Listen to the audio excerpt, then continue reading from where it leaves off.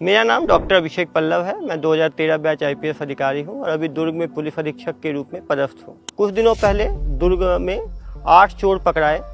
उनके द्वारा 3 लाख रुपए की सोने चांदी की चोरी की गई थी। जब प्रेस कॉन्फ्रेंस में उनसे पूछताछ की गई तो एक चोर द्वारा यह बताया गया कि 2.5 लाख में से 10,000 रुपये चोरी का उसे मिला, जिसे उसने जो रात में जो डेस्टिट्यूट्स होते हैं, जो सड़क पर घूमते रहते हैं, उनको कंबल खरीदने में और खाने पीने के सामान खरीदने में उसने इस्तेमाल किया। मिला कितना तुमको चोरी का माल? मिलेगा 10,000। 10,000 क्या किया? 10,000 का गरीब लोगों को बांट दिया। गरीब लोग का बांट दिए। कहाँ पे? गाय कुत्ता जिसको ठंड वंड लगता है भी, हारी लोग सब पड़े रहते हैं। हाँ, कम्बल जो भी कंबल सब बांटे। ऐसा सब चीज उसी में लगा। ऐसा क्या? ये वीडियो काफी वायरल हुआ।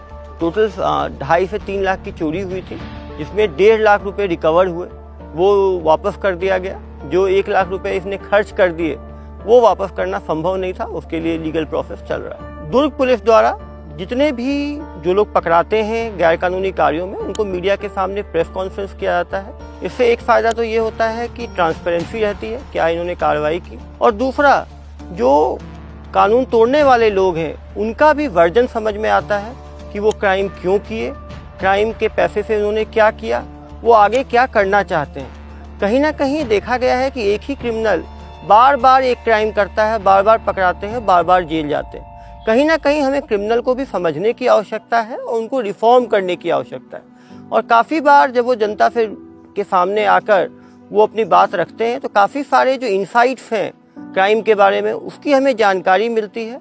और कहीं ना कहीं समाज को भी समझना है कि जो क्रिमिनल्स हैं वो भी समाज का ही एक पार्ट है। क्राइम के बहुत सारे कारण हैं, सोशल, इकोनॉमिक। यदि हम उन कारणों को समझेंगे और उनको रिफॉर्म करने की कोशिश करेंगे, उनको मौका देंगे, तो निश्चित रूप से काफ़ी चोर जो है सुधर सकते हैं। सारे चोर या सारे क्रिमिनल्स क्रूर ही नहीं होते, उनके अंदर भी एक ह्यूमन एस्पेक्ट होता है, उनके अंदर भी एक सॉफ्ट टच होता है।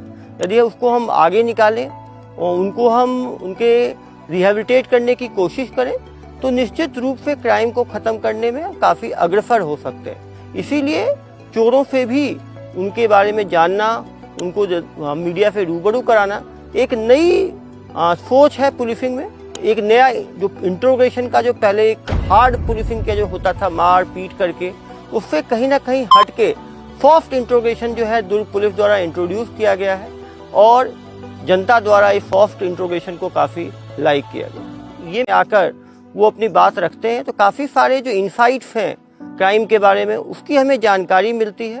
और कहीं ना कहीं समाज को भी समझना है कि जो क्रिमिनल्स हैं वो भी समाज का ही एक पार्ट है। क्राइम के बहुत सारे कारण हैं, सोशल, इकोनॉमिक। यदि हम उन कारणों को समझेंगे और उनको रिफॉर्म करने की कोशिश करेंगे, उनको मौका देंगे, तो निश्चित रूप से काफ़ी चोर जो है सुधर सकते हैं। सारे चोर या सारे क्रिमिनल्स क्रूर ही नहीं होते, उनके अंदर भी एक ह्यूमन एस्पेक्ट होता है, उनके अंदर भी एक सॉफ्ट टच होता है। यदि उसको हम आगे निकालें और उनको हम उनके रिहेबिलिटेट करने की कोशिश करें तो निश्चित रूप से क्राइम को ख़त्म करने में काफ़ी अग्रसर हो सकते हैं। इसीलिए चोरों से भी उनके बारे में जानना, उनको मीडिया से रूबरू कराना एक नई सोच है पुलिसिंग में। एक नया जो इंट्रोगेशन का जो पहले एक हार्ड पुलिसिंग का जो होता था मार पीट करके, उससे कहीं ना कहीं हट के सॉफ्ट इंट्रोगेशन जो है दुर्ग पुलिस द्वारा इंट्रोड्यूस किया गया है और जनता द्वारा इस सॉफ्ट इंट्रोगेशन को काफ़ी लाइक किया गया। ये मेरा पर्सनल एक्सपीरियंस रहा है कि कभी भी क्रिमिनल्स हमेशा मैनिपुलेटिव ही नहीं होते।